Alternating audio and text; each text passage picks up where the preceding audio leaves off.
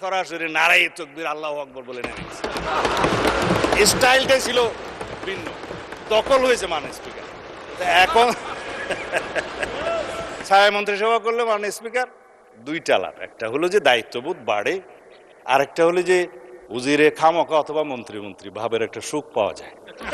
তো আমি অভিনন্দন জানাই যে আসুন আমরা শ্যাডো মিনিস্ট্রি হিসেবে আপনারা ডিক্লেয়ার করুন, কাউন্টার পার্ট হিসাবে আমার বিপরীতে মনে হয় আমার সোজাসুজি আছে হোম মিনিস্টার সাহেব শ্যাডো।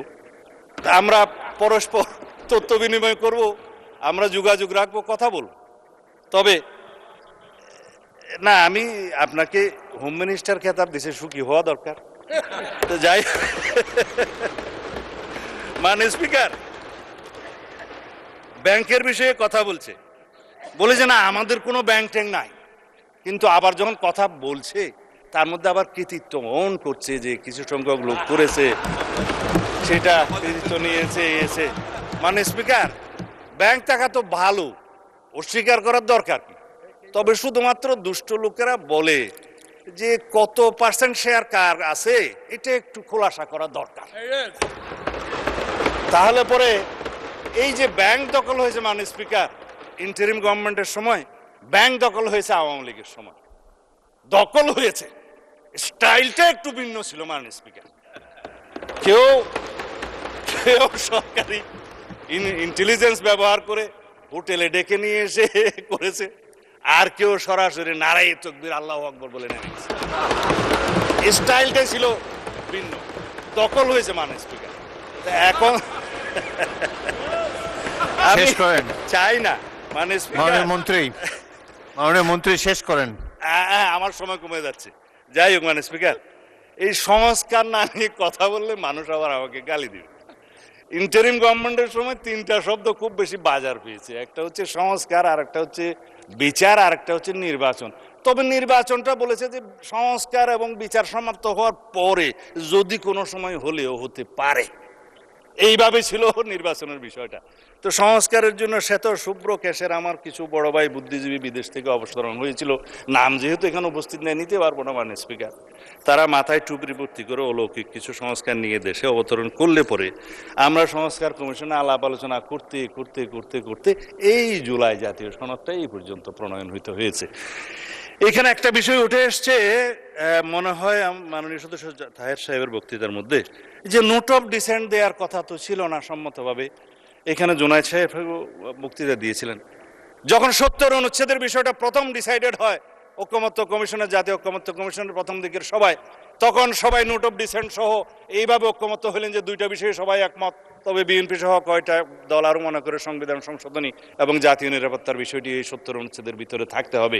সেই দিন থেকে ডিসাইড হলো নোট অফ ডিসেন্ট সহকারে জুলাই জাতীয় সনদ প্রণীত হবে, এবং নোট অন ডিসেন্ট সহকারে আপনারা স্বাক্ষর করেছেন, এখানে স্বাক্ষর আছে বড় বড় হাতের স্বাক্ষর, আমরাও স্বাক্ষর করেছি। আসুন সেই জুলাই সনদকে বাস্তবায়ন করি।